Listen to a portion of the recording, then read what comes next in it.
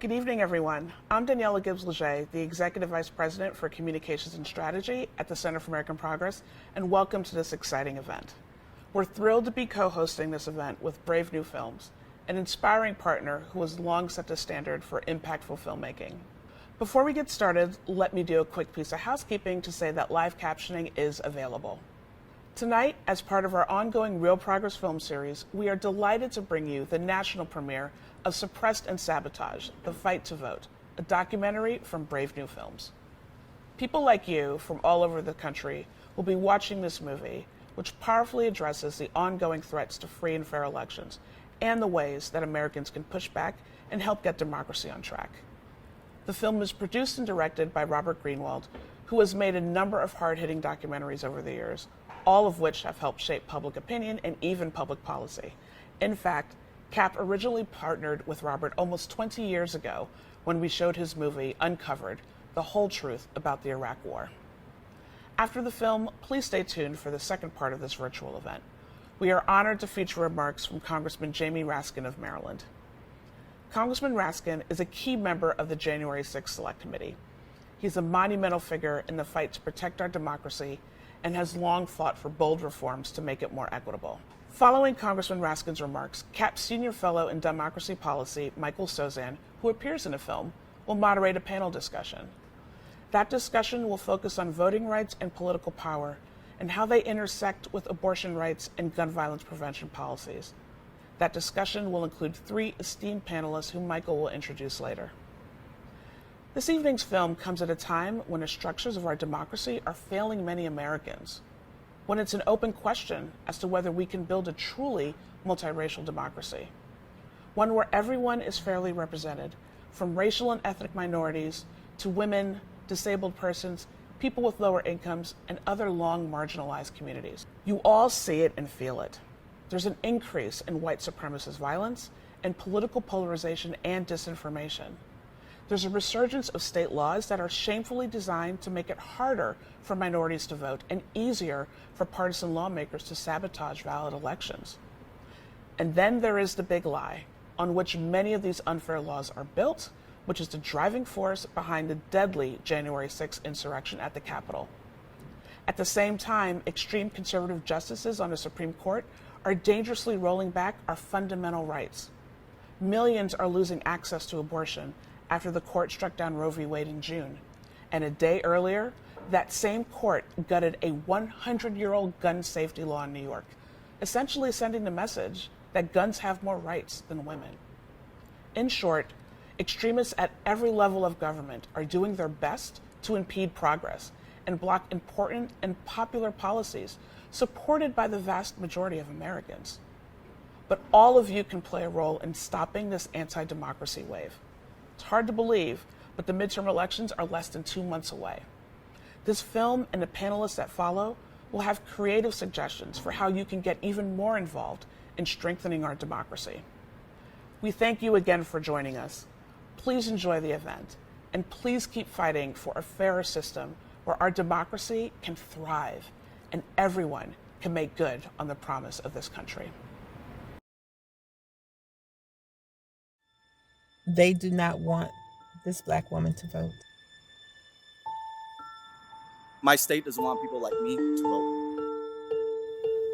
Florida does not want my voice heard. They don't want my community to vote and win. I don't want everybody to vote. Elections are not won by a majority of people. They never have been from the beginning of our country, and they are not now. As a matter of fact, our leverage in the elections, quite candidly, goes up as the voting populace goes down.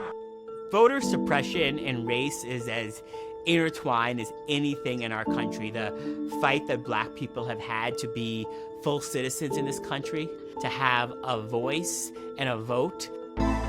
We've seen this over the history of our country. People of color, Black people, have had to fight for their vote. You think about this experiment in self-government. One person, one vote. But we've always had to fight for it.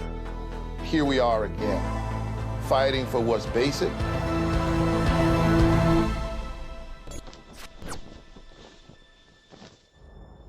We're now in a major election year with the 2022 midterms this fall. But before voters head to the polls, state legislatures may be changing how you vote. Driven by the big lie, driven by Donald Trump's claims of a stolen election, we see states across the country passing laws that make it harder for some people to vote. This is the #1 continuing threat to American democracy. If you want to understand how voter suppression can actually impact the outcome of the election, just go back to 2018 in Georgia in the governor's race between Brian Kemp and Stacey Abrams. Georgia's tight race for governor is getting national attention. Brian Kemp is not only the Republican gubernatorial nominee, he's Georgia's Secretary of State. Stacey Abrams looking to make history by becoming the nation's first female African-American governor. Volunteers are picking up phones and knocking on doors across the state. Come in and register to vote. We are very excited to register as many people as we possibly can. What do we want? Register to vote. When do we want it? Today. I come as one, but I stand as 10,000.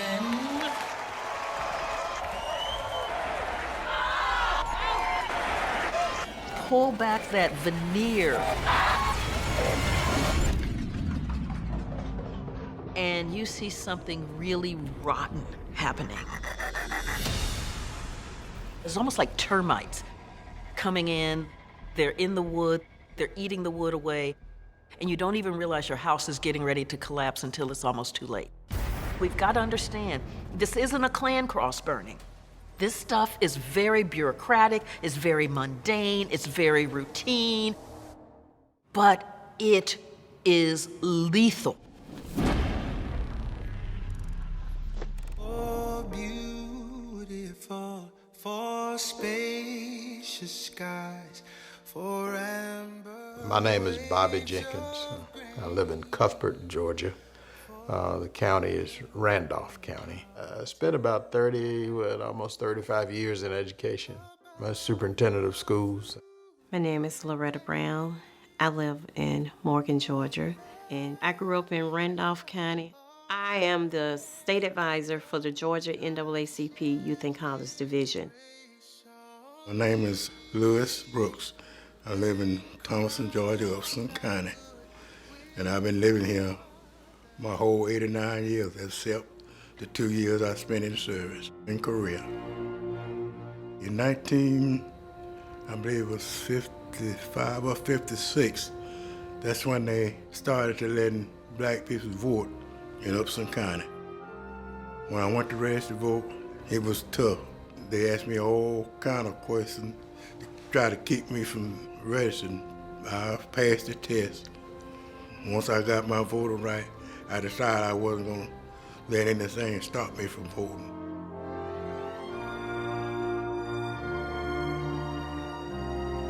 Because I used to walk. You go up the street here, across the next street over there, I walk over there and walk back and vote. And I didn't miss a voting, except when they close the poll. I'm a citizen. It's my right to vote and speak my opinion.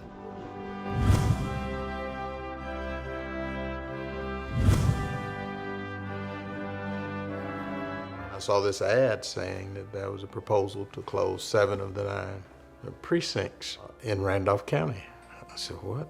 Then they put it in the papers that they was closing polls, costing too much money. First of all, Randolph is a poor county. Just to give you an example of what it would mean, there's a community benevolence a little north of town. Had that precinct been closed, some of those individuals would have to go 30 miles round trip in order to vote. It would have been a terrible hardship on our poor, on our elderly, and on those who are least able to afford transportation. I got disabled and I couldn't do no driving. I know I couldn't afford to go that far to vote. This was in a black neighborhood. It made me feel like they would close it down to keep the black people from voting, because most black people vote Democrat. They only closed one white voting place. Everybody from out here in the black section go clean over there to the white section to vote. We're human, and we have our rights to vote just like anybody else. Voters in Randolph County, Georgia are outraged. Randolph County residents expressed their concerns with the Board of Elections. Our citizens turned out in full force. Big problem there. They were behind us 100%, trying to keep those polling places open. Convenience of the voter. You all are not considering that at all. There's no disenfranchisement for the African Americans. I went to the meeting, find out that they were trying to close 7 of the precincts. You've got to stand up. You cannot allow this to continue. They gave a couple of reasons, saying it would save money.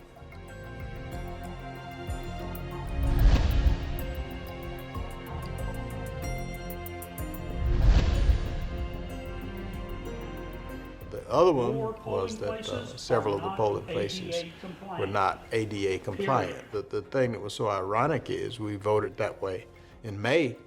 You know, they weren't any worse in November than they were in May. It will be impossible for rural voters without vehicles to vote on election day. It will be impossible for them. They will have to walk 3.5 hours just to get from one of these polling places to Cuthbert and Shellman. We did petition to keep it open. Pressure from the residents, civil rights organization, speaking up, speaking out.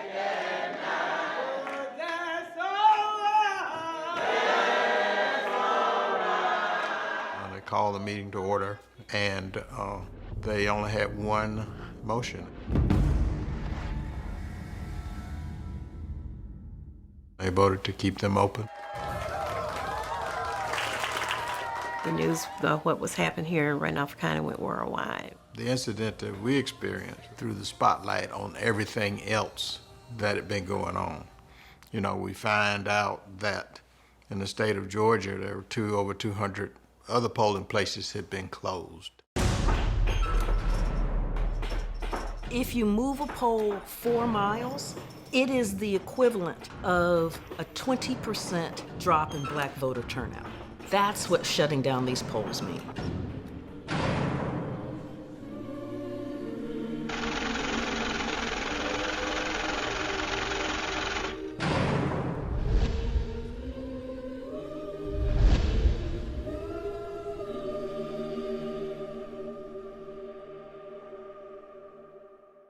With 2 months to go, the race is heating up in Georgia. Stacey Abrams' campaign feel they have the momentum behind them, and many of the posts we've seen so far support that.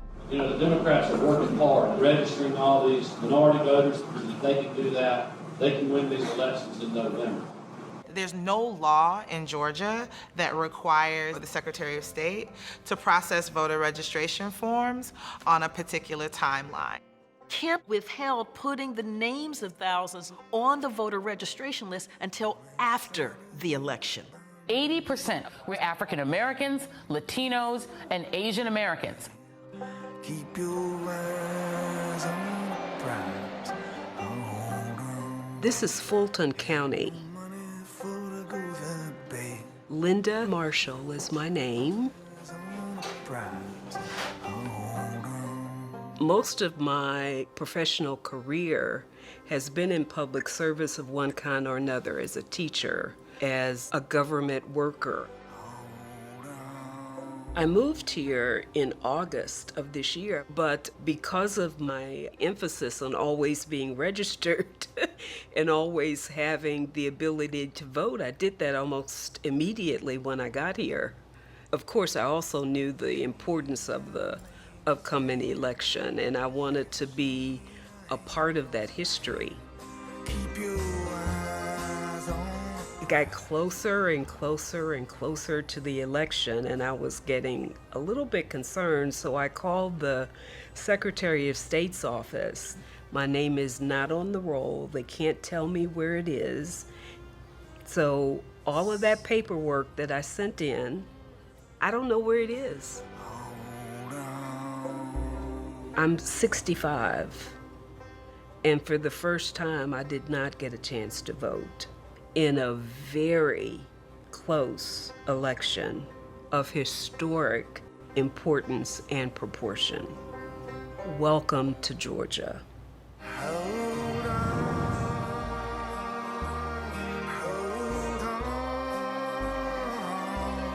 Keep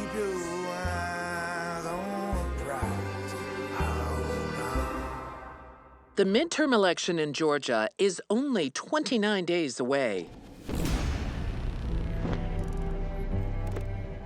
Civil rights leaders say Kemp is illegally removing people from Georgia's voters list. Republican Brian Kemp has already gotten the backing of our current president. Thousands of purged from Georgia's voting rolls. Purged from Georgia's voting rolls. 890 had no idea they could vote. Other states use the same brewing over who's been removed from the voter roll. There has been instance after instance of unlawful voter purging. States are removing voters, many of whom have actually been found to have been eligible but were unlawfully removed from the rolls.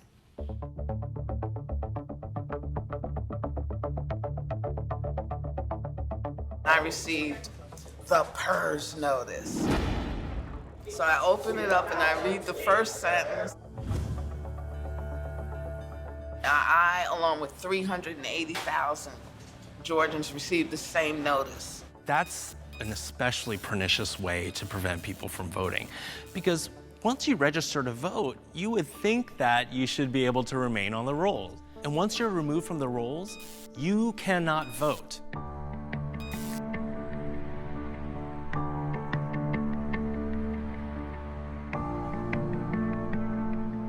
I went out and got the mail, and there were 2 letters in there. They looked official. You're hereby notified that the city of Thunderbolt has challenged your right to vote. The city of Thunderbolt states that you no longer reside within the municipality. My license is valid, my address is valid, I own this home. Why are you questioning my right to vote?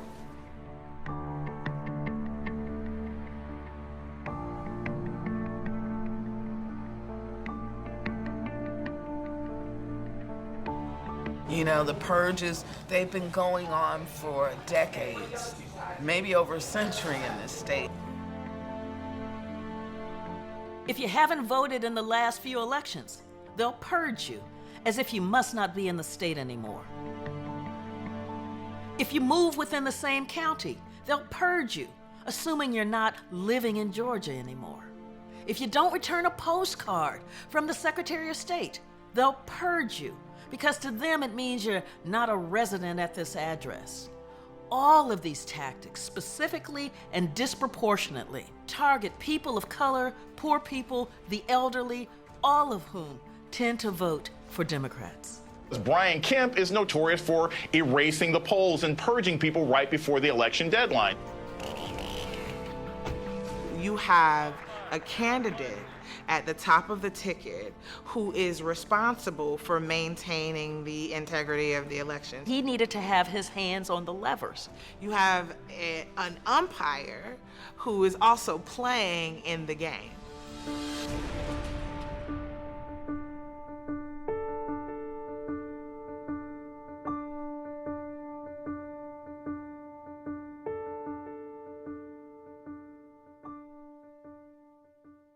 Less than 20 days away from the midterms now. The race for Georgia's governorship is a toss-up. Literally is a dead heat. This governor's race is already one for the history books, but it's also seeing record numbers of requests for absentee ballots, especially from African-American voters. At a time where we're seeing roughly almost half of the people who've turned in an absentee ballot are people of color, that's a really, really good sign for Stacey Abrams. We caught them off guard by running such a large-scale program and mailed 1.6 million African Americans an absentee ballot application. In this midterm election, the absentee ballot requests are even outperforming presidential years. So that is startling and eye-popping and something that we need to dig in on to see what's going on there.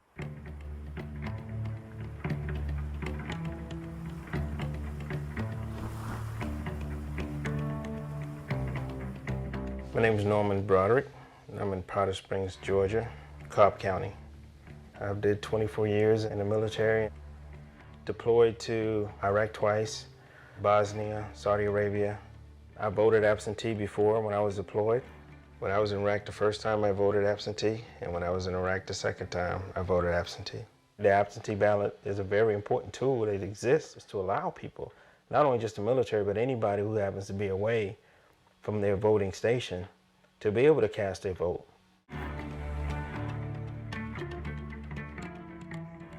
My name is Peggy Shu. I'm from Johns Creek, Georgia.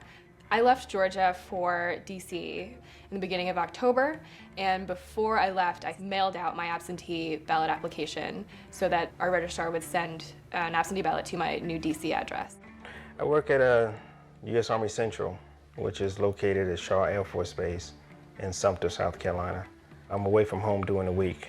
I knew I wasn't going to be able to get back to Georgia to vote. I could only do this absentee. I filled out everything I was supposed to fill out. I sent their documents in. I got confirmation that it was received. And to my surprise, I did not receive my absentee ballot. I checked my mailbox every day. It was like nearing the end of the month. And so I started calling the voter protection hotline. I called my registrar. I sent emails. And it was really getting close to the election date. And I never received my ballot. The election day came and went, and I wasn't able to vote in the end.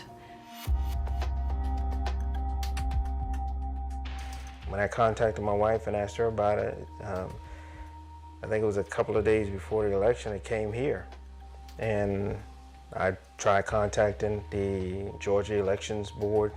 I was told they did receive my absentee ballot request. Everything was filled out correctly, but that they mailed it to the wrong address. And she admitted that yes, they did mess up, it was their fault, but there was nothing I could do about it. It's too late, it's over with, and my vote will not be counted during this election. It was probably one of the most frustrating things I've ever experienced. After having spent, my entire college career very invested in the political process, it was, I don't know, like a punch to the gut. It still pisses me off to this day. Being in Baghdad, voting absentee, was easier than being 4 hours away trying to vote absentee in South Carolina. I took to Facebook, and like the millennial activist that I am, I recounted my experience in a Facebook post. I wrote, "This is what happened. I wasn't able to vote, and if you had a similar experience, let me know." And my friend from high school, she reached out to me and she said, "I also had struggles trying to get my ballot in, voting absentee." So I submitted an absentee ballot. It came 2 days right before Election Day. Over the course of 48 hours, we had 40 people. So many people in our immediate Facebook circle knew somebody who had a similar experience to us. People have requested it far in advance. Some people just didn't get their vote in. That was when we really realized that this was not an isolated incident. It was a much bigger issue and a much more deeper rooted sort of phenomenon that was going on statewide. I did speak with the Board of Elections, and he just dismissed it as a hiccup. And he's like, "Oh, no, you don't really know what you're talking about." 40 cases, not really a hiccup. It's more of a wake-up call. Today, we've worked to get answers about the claim that thousands of voters never got the absentee ballots they requested.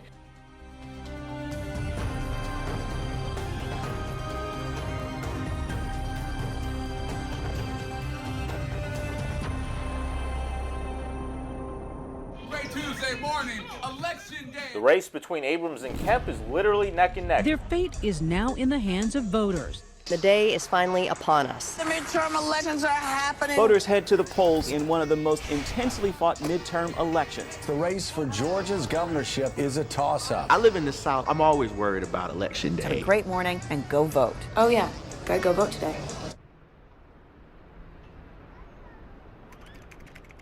Voting started here in Georgia this morning, and if you think hitting the polls early will keep you from getting stuck on long lines, think again.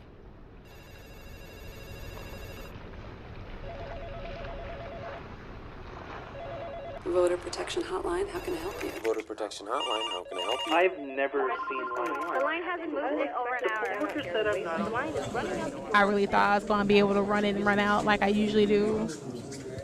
The first thing I saw was just people everywhere. So we stood there for a while without moving. And then we would inch up. And then we wouldn't move.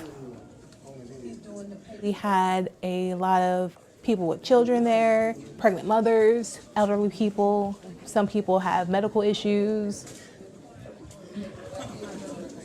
I took my son to school that morning, and then I went to vote at Ferguson Elementary, where I vote every election. The line just keeps getting longer. The line was so long, through the school and wrapped around the building. The lines was crazy everywhere, all over the county. It was real long. I was in line for 2 hours. I got to the door. That's when they was checking your ID before you go in. And she couldn't find my name. She directed me to go downtown Gwinnett. And I was like, I'm not gonna vote. And it was this older lady. She came over and she like held my hand and was like, please go do it. We need this. And I looked in her eyes and said, I will. Registered somewhere else and they pulled it up in the system.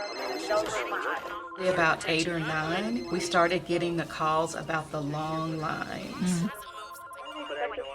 Long lines at the polling stations lead to low voter turnout. The research is just crystal clear on that. Everyone in the world knew we were going to vote today.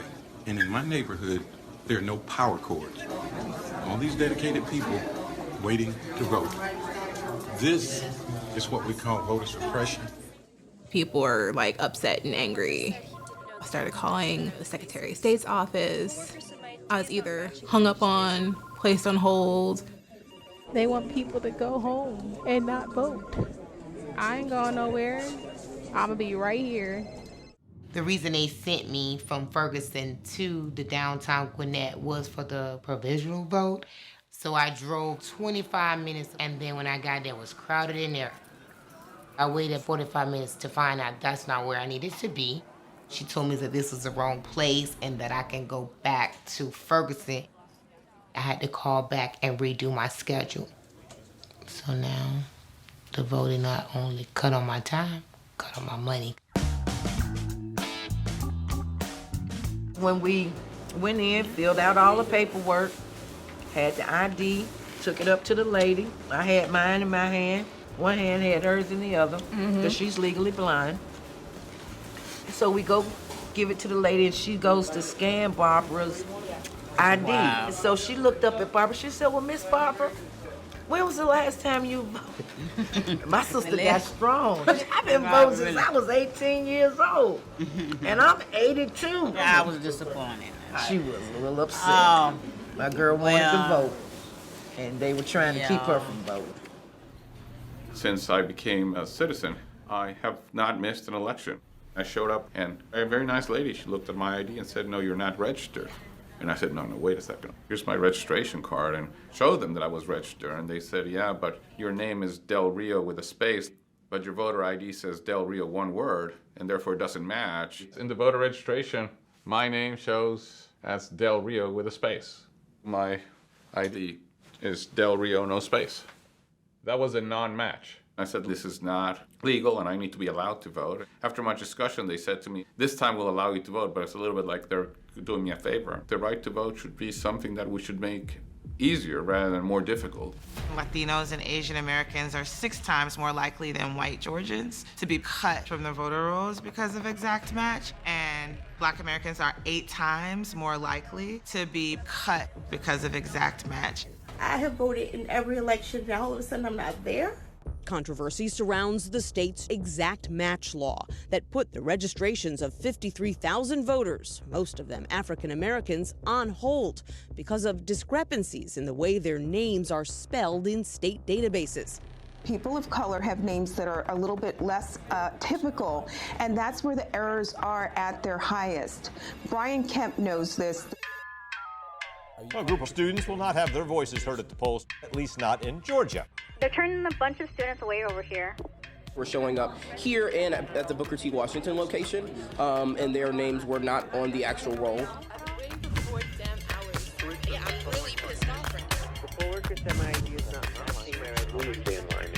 The students was being turned away. I talked to over 50 students that morning.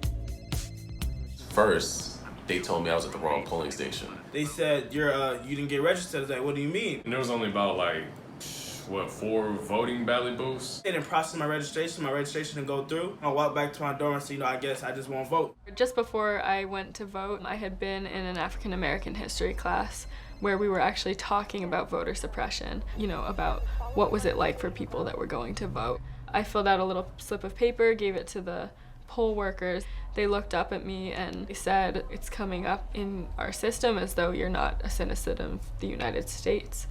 I just sort of looked at them like they had 2 heads. Like, I'm sorry, I was born in New York. What? When I got to the front of the line, they informed me that I was registered to vote, but not in Dougherty County. They were telling me that I was registered back home in Winter Robins, where I was from, and I've never voted there. I've never even been registered there. The thing was that I had brought proof that I was a U.S. citizen. I had with me my driver's license, my passport card, and my Emory student ID, but they would not look at the passport card whatsoever to prove that I was a citizen. I walked out crying. What I learned in history class just hours before, this happened to me in 2018.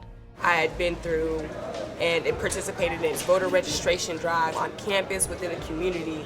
It was just like, wow, after all of this, I'm not going to be able to vote myself. Like when I was growing up, voting was a thing. It was an event. So little me is trailing behind my parents watching them vote. My parents would take me to the voting polls every time when I was little. I would go in and I would help them fill out the bubbles. I get a chance to vote, and then you get there and the experience is just terrible, and you have to call your mom and be like, why is this so hard? You never told me it would be this hard. This was huge for us because Stacey Abrams was actually a Spelman alum. History would have been made, and it would have been made by my Spelman sister.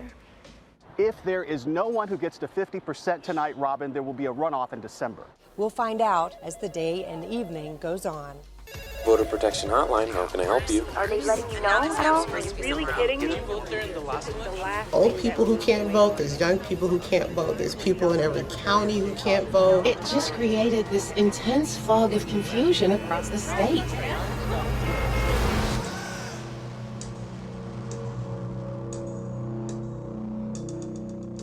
Been here for 3 hours, 4 or 5 hour wait.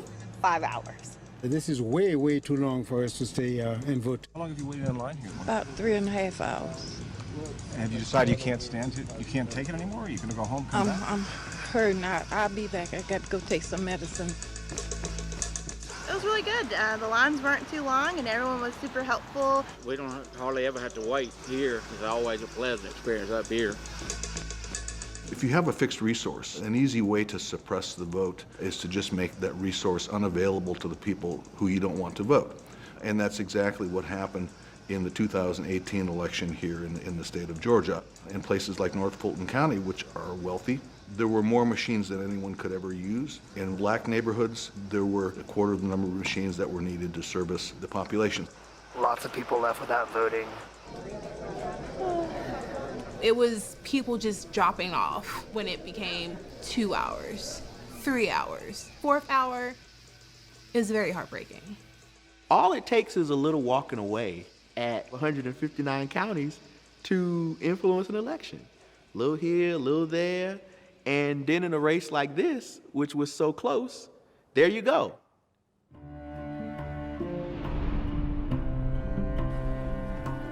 All night on Twitter, a trending topic, #StayInLine. I had to go and pick my son up. He had to be picked up before 6. I picked my son up, and he went with me and sat in the car. And then I went back to Ferguson Elementary. And by this time, the evening crowd is there, and the line has tripled. And I was like, ooh, there is no way. Just for my one vote, it took me like 6 hours. And I wanted to give up because I promised that elderly lady outside that I would do it. 5 hours, so about 5 hours took me to vote. It sucks the life out of you. I'd been in people's homes, I'd been in their neighborhoods, I'd held their hands. And so to get to election night and to start hearing more and more stories of voter suppression, to hear more and more from people who were told that they couldn't vote or who were turned away or had to give up because of 4-hour lines, that broke my heart.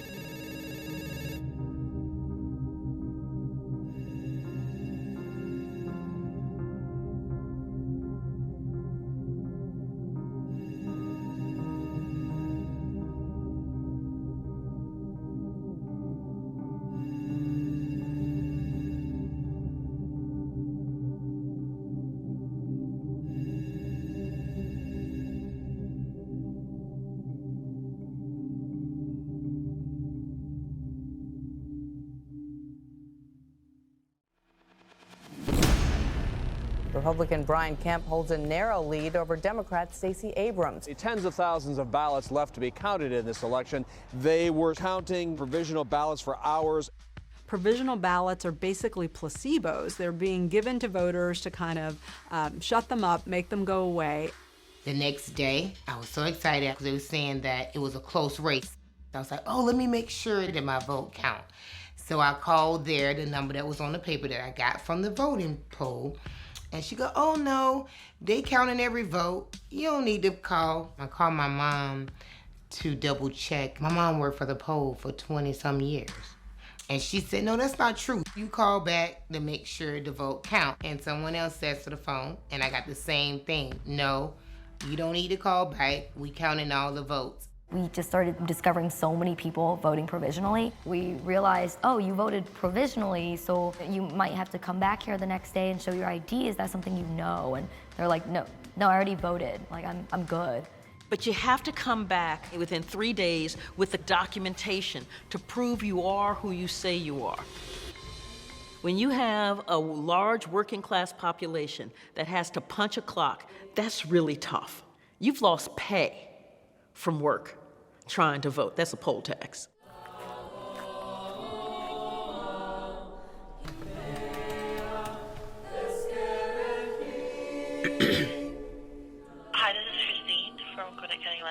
I wanted to confirm if my vote was counted or not.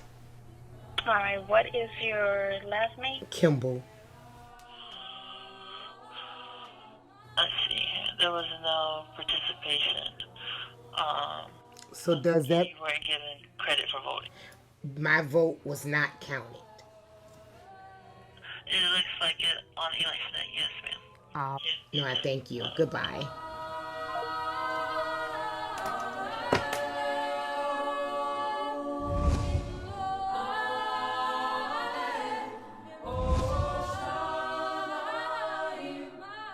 Last night, my opponent ended her campaign. The election is over, and I'm honored to be Georgia's governor-elect. I acknowledge that former Secretary of State Brian Kemp will be certified as the victor in the 2018 gubernatorial election.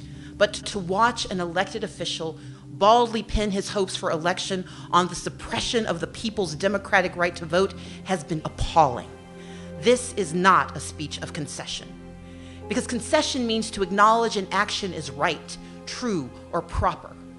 As a woman of conscience and faith, I cannot concede that.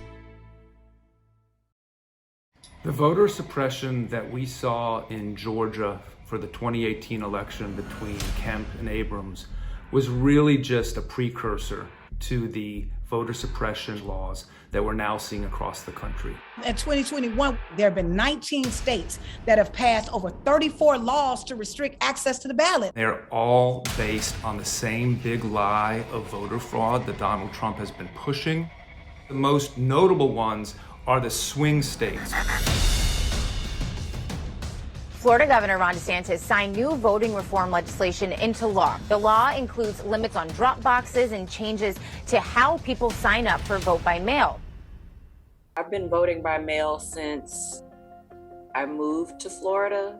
We don't all work 9-to-5 jobs, so it's really nice to be able to vote by mail.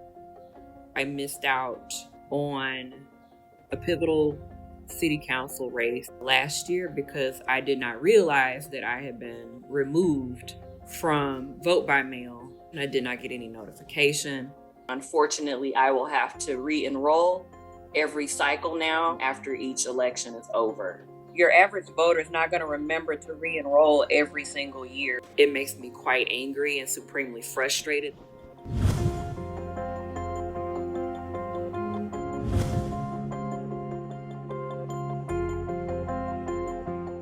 What it does is move the goalpost yet again in a long line or a game of voter suppression that has been taking place in Florida for so many years.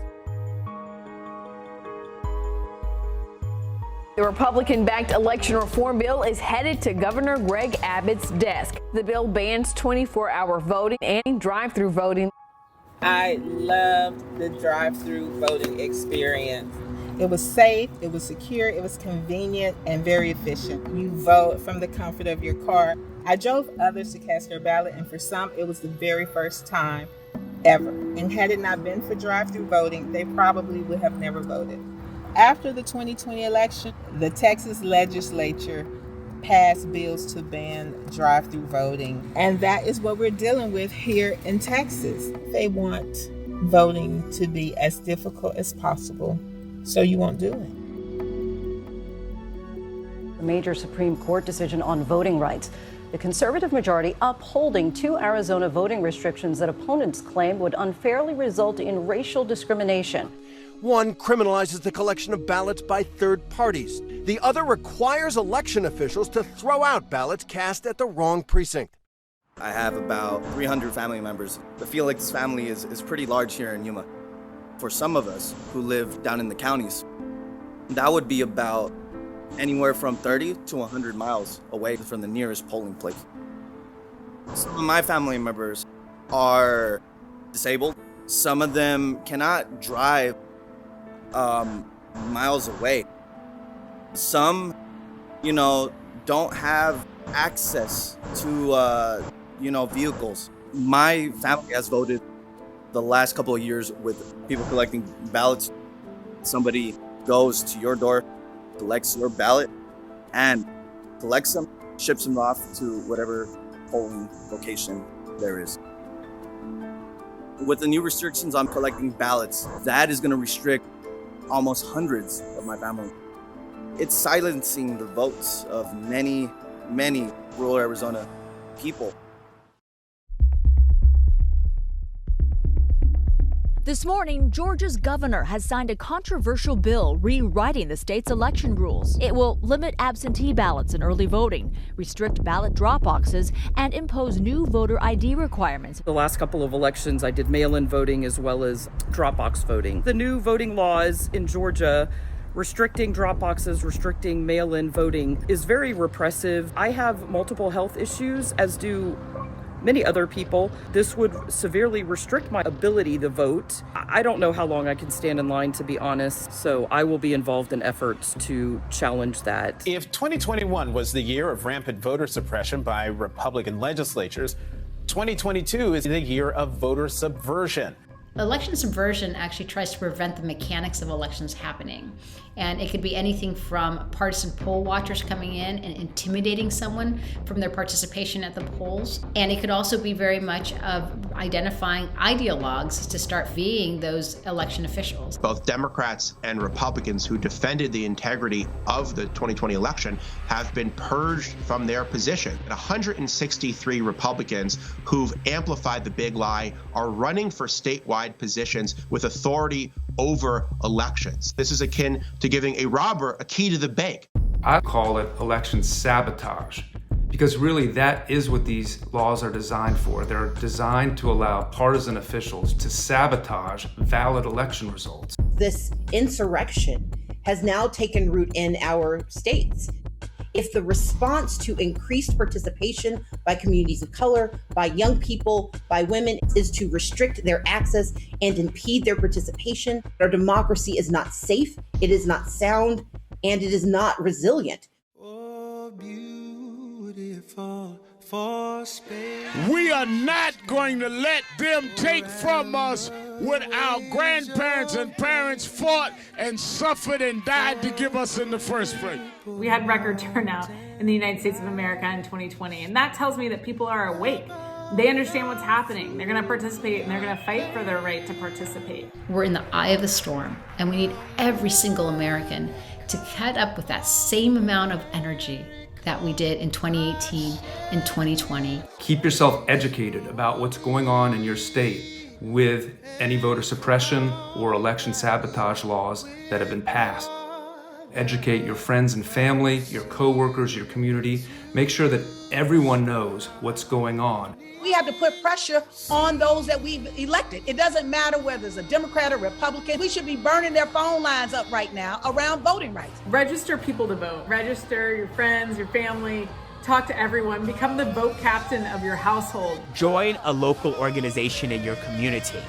Get involved locally. Become a poll worker. Get trained. If you don't like something, you can either volunteer or run for office. We can't fight these issues alone. We have to be organized and we have to be engaged. What's at stake is electing people who look like us. What's at stake is getting policy passed that will help protect us from these types of laws in the future. Any voter suppression law is not just about black people, it is about America itself. On my mother's dying bed at 92 years old, former sharecropper, her last words were, "Do not let them take our votes away from us." We've got to make democracy together. From sea to shining sea.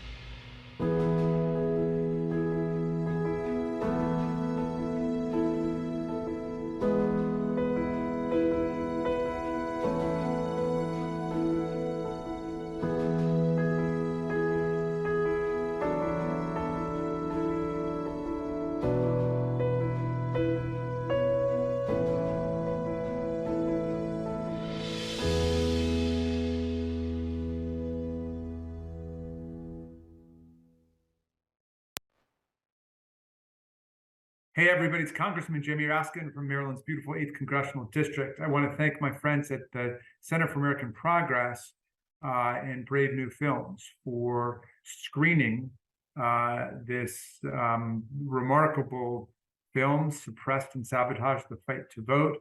And I want to thank them for allowing me to be part of this national premiere of a video that I hope is going to get a lot of play and a lot of discussion around the country as it describes in such vivid ways the continuing threat and peril of voter suppression and top-down electoral sabotage.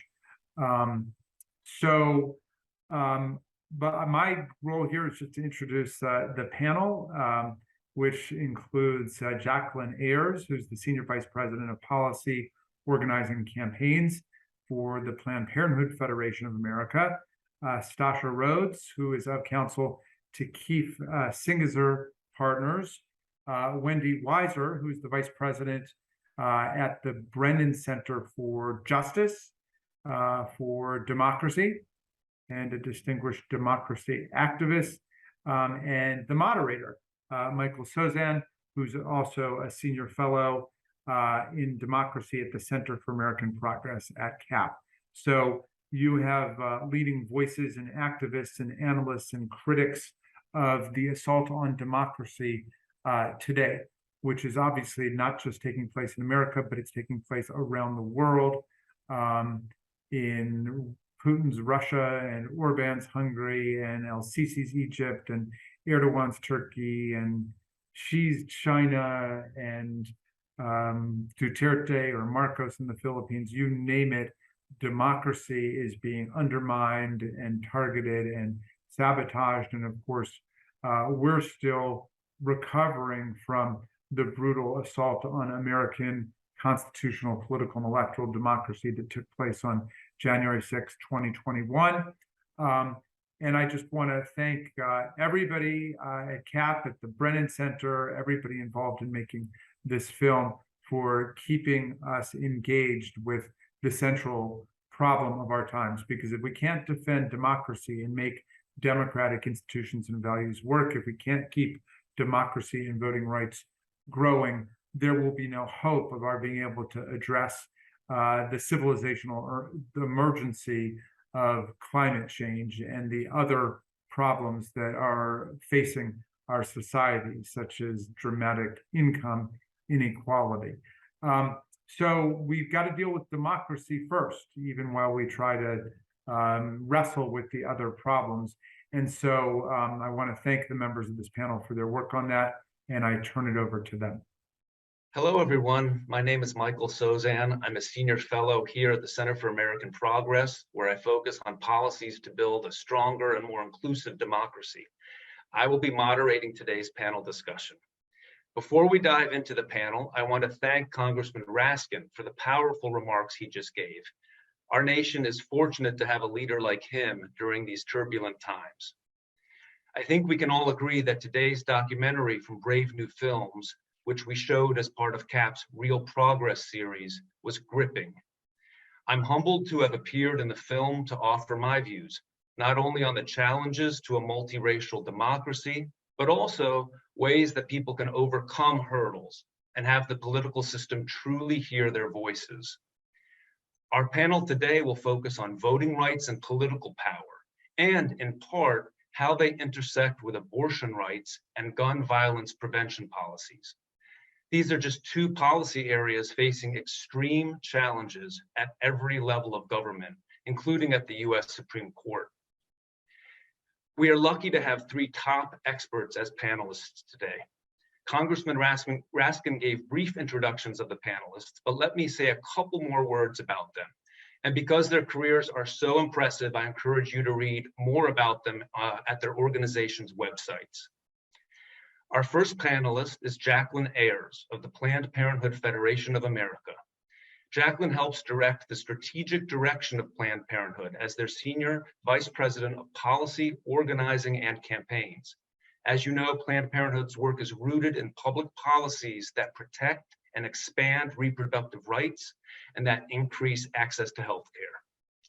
Our second panelist is Wendy Weiser of the Brennan Center for Justice at NYU School of Law.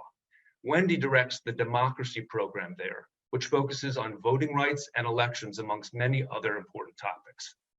She has authored numerous nationally recognized publications, litigated groundbreaking lawsuits on democracy issues, and testified before Congress. Our third panelist is Stasha Rhodes, Managing Director of Campaigns at the Hub Project in Washington, D.C. Stasha has deep experience as a movement strategist and building grassroots power. In recent years, she served as Director of Engagement at Giffords, the nonpartisan gun violence prevention organization founded by Congresswoman Gabby Giffords. Stasha also helped lead the ongoing movement for DC statehood, for reform of the US Senate's outmoded filibuster, and for passage of federal democracy reform legislation. I welcome the three of you, and I look forward to learning from you. Let's jump into it. So this first question is a question for all of you. In the recent Dobbs decision, which reversed Roe v. Wade and denied a person's constitutional right to abortion, the radical Supreme Court majority opined that if Americans disagreed with the court's decision, they could simply use their votes and the political process to change the law. But that view strikes many of us as extremely naive, if not posed in bad faith. aren't there deep structural challenges to people exercising their political will in elections that are truly free and fair? Jacqueline, let's turn to you first for your views on that. Thanks so much to Cap and to you, Michael, for holding this forum. And it's such an important time. Obviously, we're sitting at a really critical moment because we know that since Dobbs, we're sitting at about actually 1 year since Texas passed its abortion ban, and almost 3 months since the Dobbs decision has come down. And so we know that really what's at stake for people right now is not just their access to the reproductive health care, but at its core is the question of what does decision mean for freedom? Our freedoms and ability to recognize our bodily autonomy has been put in question. Unfortunately, I think it's not just going to be a question of abortion access, but all decisions that could eventually be returned to so-called states' rights. So that whether we're talking about abortion rights, gun violence prevention, LGBTQ rights, we know that our democracy really has been put at stake with this Dobbs decision. It's certainly not just going to be only abortion where they stop. So, I think that, when we look at just the barriers, we have to think also about the impact. And at the end of the day, the Dobbs decision is going to have unprecedented impact on people of color, young people, people who are low income, and making sure that we tell everyone that this is their fight. This is at your doorstep because, in fact, there is no community, no one who's not going to be impacted by this decision. It's really important that everyone at this moment in time gets galvanized and engaged because we know that the Dobbs decision really does take a threat at all of our democracy. Thanks. Wendy, what do you think? What's your view on the Supreme Court saying, hey, people can just go out and vote if they disagree with the law? Well, there's certainly a depressing irony in that statement, because the same Supreme Court that is urging Americans to use the political process to defend their rights has been systematically undermining voting rights and the other guardrails to our democracy. And so there's a real irony there. Just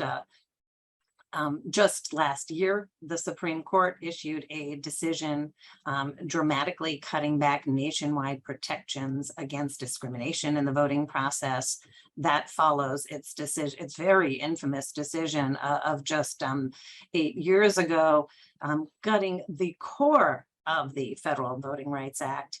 It currently has 2 significant cases before it right now that threaten to end protections for discrimination in the redistricting process and to dramatically cut back the checks and balances against abuses by state legislatures in terms of vote suppression and efforts to interfere in election process. So the Supreme Court has done a lot of damage in helping to usher in this era of restrictions on voting rights and attempts to interfere in the election process. That said, I do want to say, despite the fact that we are really at a troubled moment in voting rights, as Congressman Lewis powerfully said in the film that you've just seen, if your vote didn't matter, they wouldn't be trying to take it away from you. So the political process is still critical. And this is still the best way we have to push back against not just these efforts to roll back reproductive rights and public safety, but also to roll back voting rights. Stasha, thanks, Wendy, for that. Stasha, what are your views on the structural barriers that exist? Yeah, first off, thank you so much for having us. I really appreciate it and am honored to join this panel with Wendy and Jacqueline. I agree with both of them. I think there are certainly structural challenges to people exercising their political will. And I think that there are also deep structural issues that have also allowed the court to be increasingly controlled by minoritarian factions. I think the 3 justices who cast the deciding votes in Roe were appointed by a president who lost the popular vote by nearly 3 million votes, and were confirmed by senators who represent less than 45% of the electorate. So it is no surprise that the court is significantly out of touch with the views of the overwhelming majority of Americans. And we can't rebuild and strengthen American democracy or solve our country's challenges like reproductive rights or gun violence unless we reform our undemocratic institutions, the Supreme Court, the Senate, the Electoral College. These undemocratic institutions are in a spin cycle, reinforcing each other and producing harmful results for women, minorities, and quite frankly, for all Americans. And so I think we can no longer afford to tinker at the edges of change. If we're serious about inclusivity, and if we're serious about actually having real conversations about democracy, then we have to make real reforms to these institutions. Thanks for that, Stasha. Wendy, I wanted to ask a question specifically for you. A few months ago, Georgia held its primary elections. There was high voter turnout, and some observers rushed to say, well, there cannot possibly be voter suppression going on if voter turnout is high. But can you tell us why this argument does not hold water, and why the recently passed Georgia election laws, which we heard some about in the film, are indeed bad for democracy, a democracy that's striving for fair representation of all Americans? Sure, and thanks for the question. The Georgia laws that passed were among the worst in the nation, but it was part of a much bigger push that we've seen across the country to pass laws restricting access to voting, as we've heard. And it really is the worst legislative push for decades, really since Reconstruction. And since we've been tracking, certainly it has accelerated dramatically since the 2020 election. And states like Georgia not only have seen new restrictive voting laws, but they're being put on top of restrictive voting laws that have passed in the recent decades. So we're seeing layer upon layer of restrictions on voting in many states across the country, adding up, death by 1,000 cuts. Many are arguing, turnout is, many do argue that overall turnout is a sign that these laws are not having a negative impact, but the actual social science belies that. Turnout is a result of many, many factors. Georgia has been a state where there's been a lot of voter enthusiasm, where there's been a lot of investment. And so we have seen overall turnout go up. But what we've also seen is the racial turnout gap increase dramatically. These laws are not targeting all voters equally. Across the country, we're seeing laws that are actually having a disproportionately negative impact on certain communities, and especially voters of color. And in Georgia, we recently found that the white-black voter turnout gap increased to historic highs. It is now, in recent years, it is now up to a 6 percentage point gap. That gap had been closing for years until these laws passed. So we are seeing them have a negative impact. And really, you can't just look at one election. They're also having a demoralizing impact as well. Thanks for that, Wendy. It's a really, really helpful insight. Jacqueline, I wanted to turn to you for a question. Just last month in Kansas, where the electorate is overwhelmingly conservative, people voted in favor of abortion rights by a huge margin. This ballot measure was the first statewide referendum on abortion rights since the Supreme Court's decision in Dobbs. Curious what lessons you've drawn from what happened in Kansas and that victory for the right to abortion. Yeah, I think where I would start is to say, even before the Kansas ballot measure, in no state in the United States, in no state is banning abortion popular. Kansas just proved the point. So we know that, they confirmed for us really, and we can look to things like the recent New York special election. They are reaffirming that reproductive rights. What we have always said is that advocates who work on this issue, supporting abortion rights is not only the right thing to do, we know that it's also a winning issue. And so Kansas really helped us demonstrate that people are paying attention. People are outraged by what we saw from the Supreme Court, and they do not want state politicians making these decisions for them to ban abortion. And so that outrage that people are experiencing, we saw it turn to action. We know that since the Supreme Court made their decision, the Dobbs decision was handed down, 70% of newly registered voters in the state of Kansas were women. Because women are outraged, they're taking their action to the ballot box. Voter turnout in a primary election was almost just as high as what we saw in 2018's midterms. So for a primary, we saw the same kind of outcome we would have seen during a midterm election.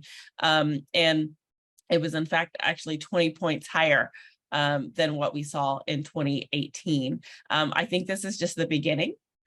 Kansas is where we start, and it should be a warning sign to those politicians who want to use the issue of abortion to restrict access to people's health care, that people are going to be paying attention, that whether you're in a conservative state or a so-called progressive state, the reality is that people are going to use this moment in time to register to vote.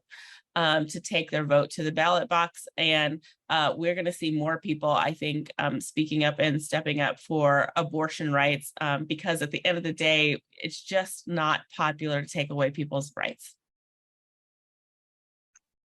Thank you, Jacqueline. It gives us a ray of light, some optimism here.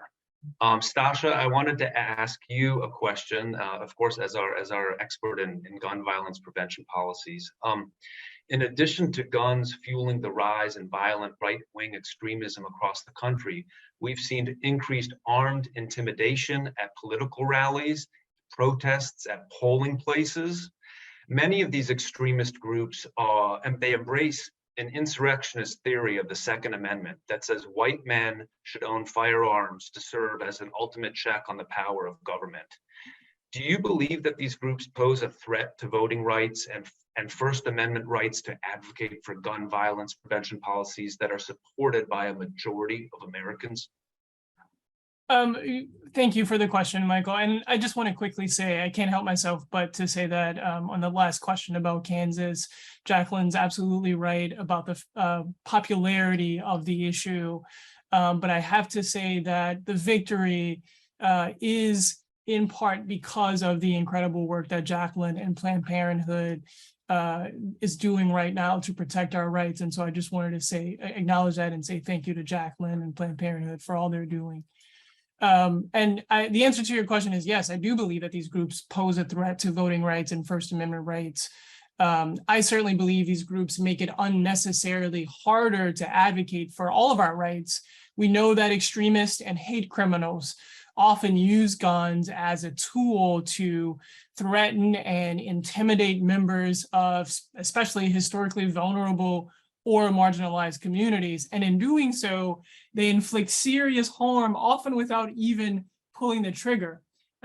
Anti-democratic hate rhetoric coupled with firearms is a dangerous recipe that has a pernicious impact on targeted communities.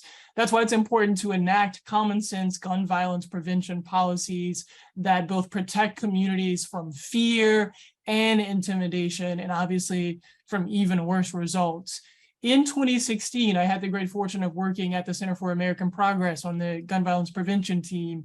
And we, led by Chelsea Parsons, released a report called Hate and Guns, a Terrifying Combination. The report urges Congress and state legislatures to pass laws that prevent individuals convicted of hate crimes from buying or possessing firearms. That policy is important now more than ever. And I think we really shouldn't think about these issues of securing and protecting our democracy separate from things like gun violence prevention efforts. I think it's more important now to really think about the two as inextricably linked.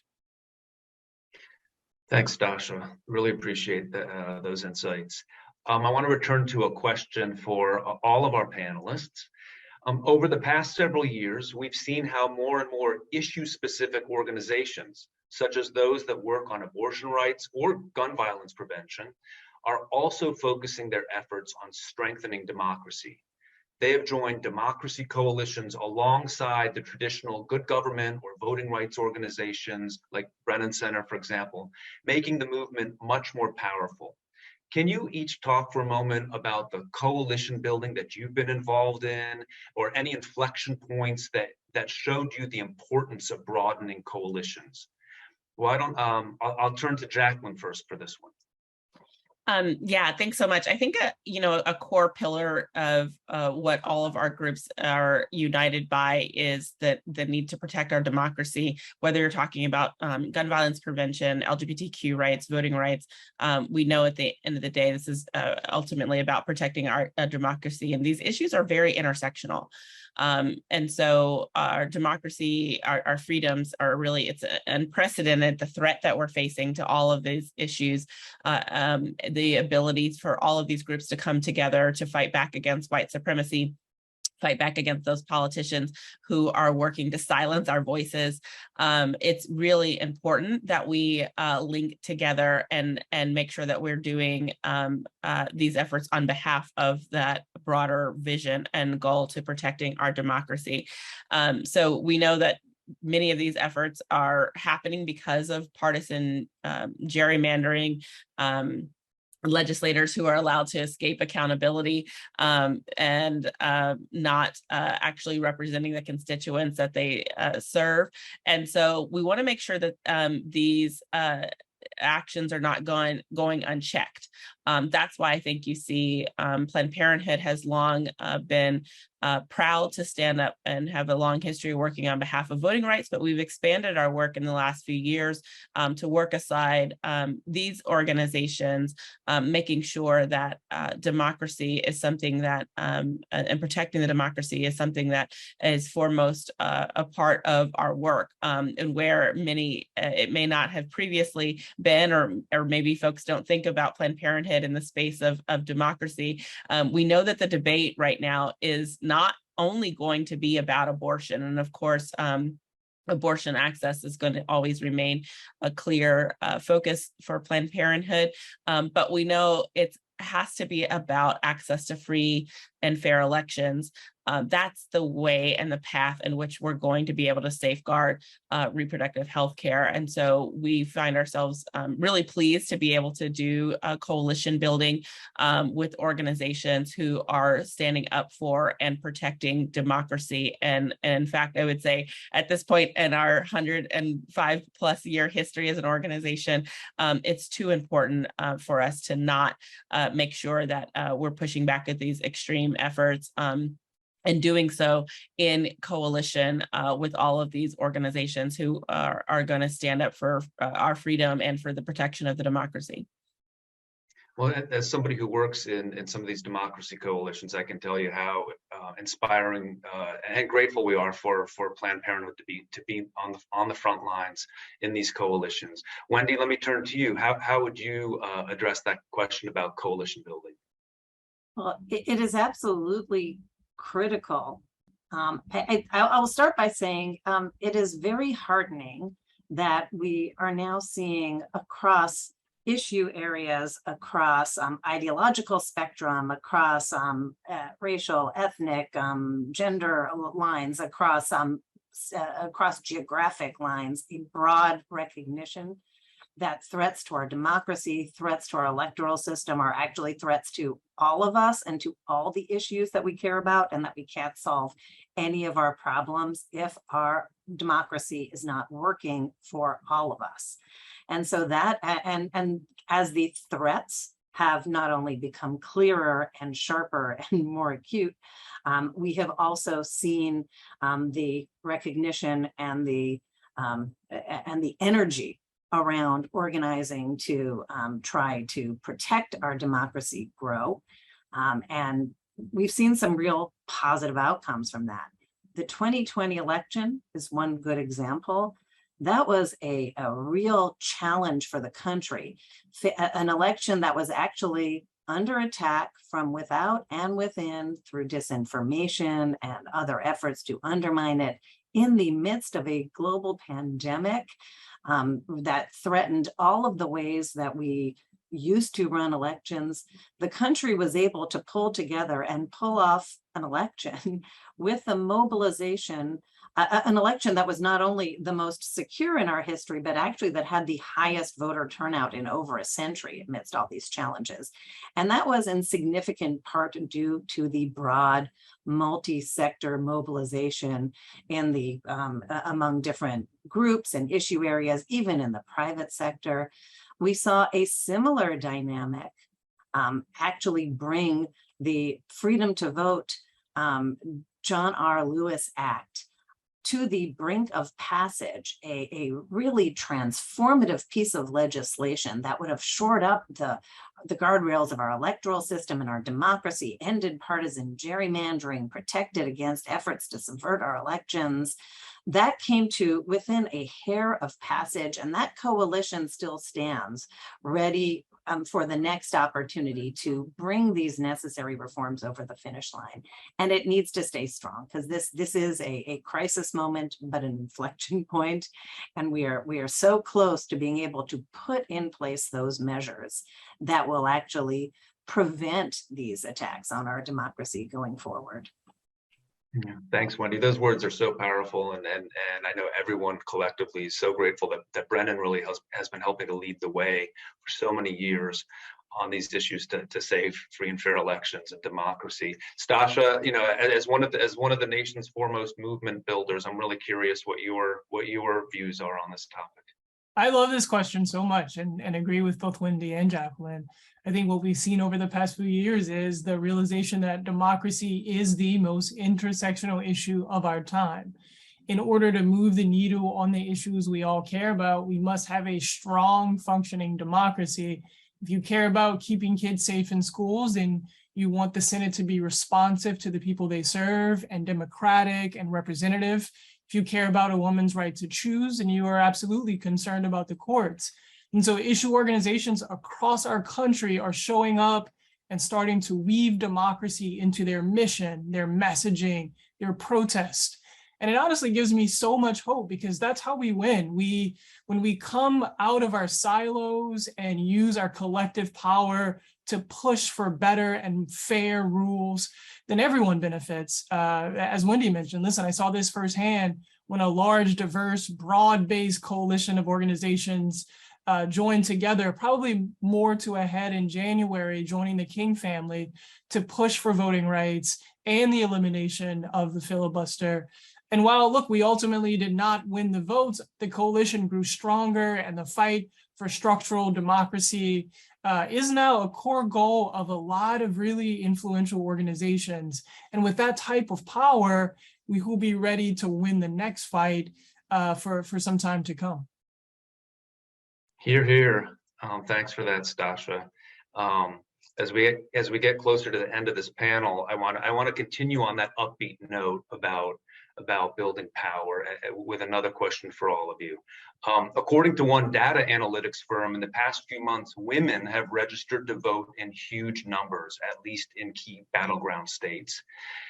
We know that next week, September 20th, everyone mark their calendars who's watching, September 20th is National Voter Registration Day.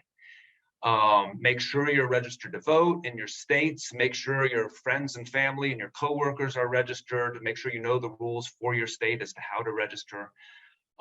So I want to ask, what are some other ways that each of you would encourage people to get involved in fighting for the health of democracy? Let me start with Wendy here. Well, this is another terrific question. Absolutely make sure everyone you know is registered to vote. Other things you can do is actually stand up for the election system, volunteer to be a poll worker, Encourage your friends and family and coworkers to volunteer to be a poll worker. If you're an employer, give your employees time off to vote and to serve as a poll worker. Stand up for your local election officials. They are under assault. They are getting these threats and intimidation. There are the effort to try to undermine free and fair elections is very widespread right now. And we shouldn't stand by and let it succeed. We need to bolster it.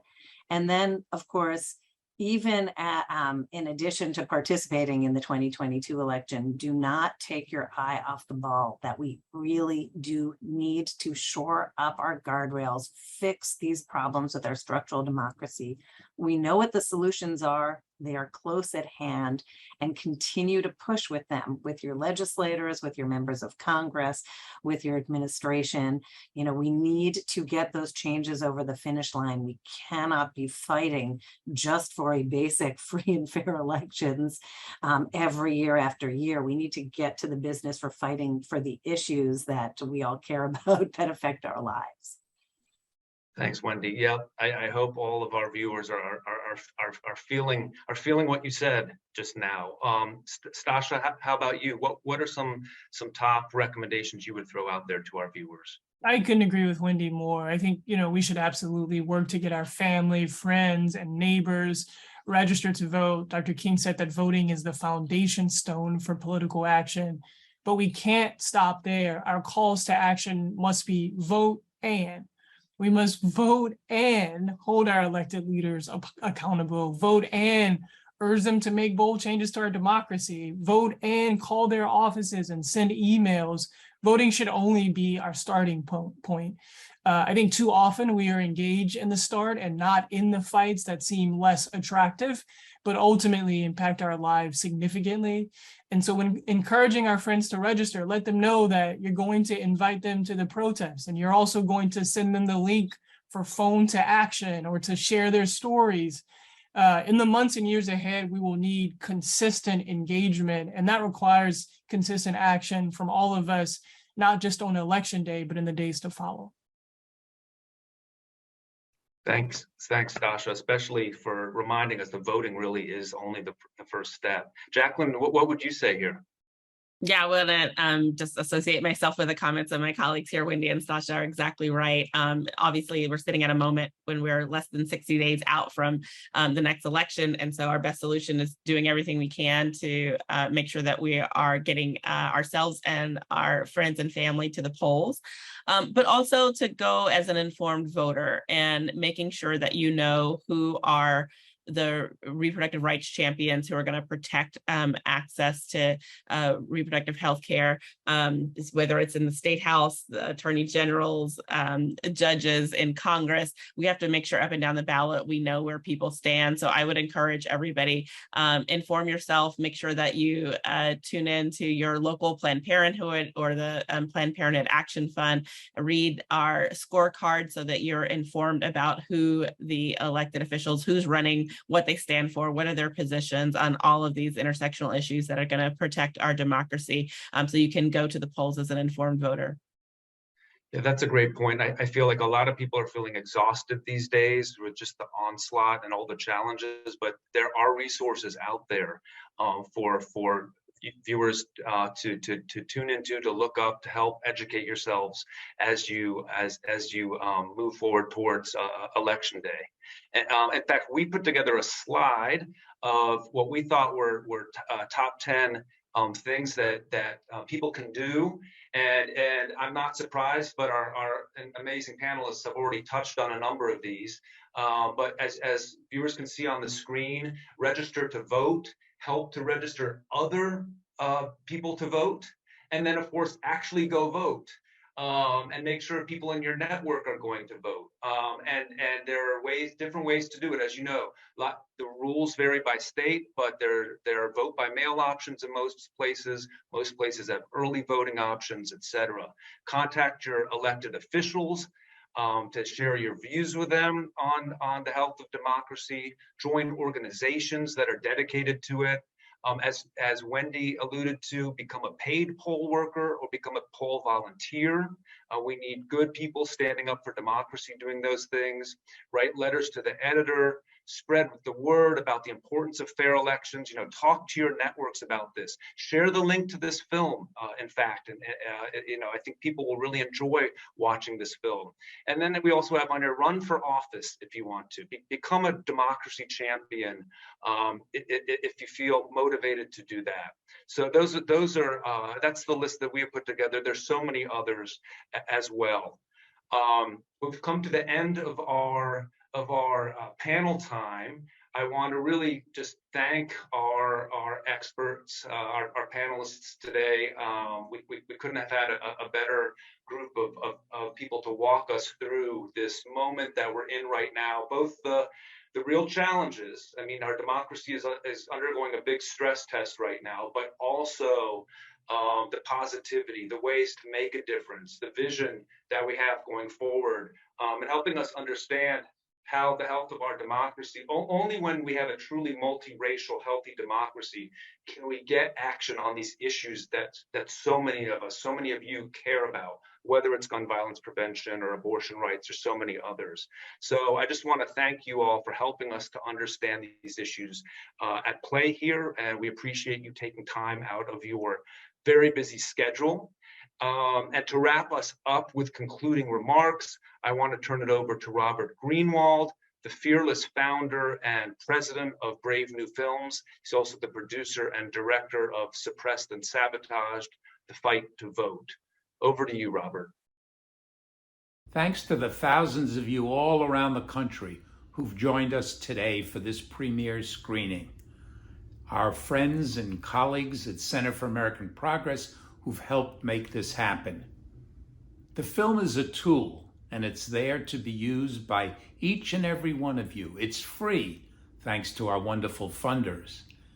Screen it, use it. It's a motivator, it's an energizer. It's a way to go to your friends and your relatives, your coworkers, and say, voting is critical. Here's what happens when you don't vote. Why are they trying to take away our vote? So, it's on every single platform imaginable. We want you to use it to motivate, to energize, to excite, and vote. Thank you all. See you at the polls.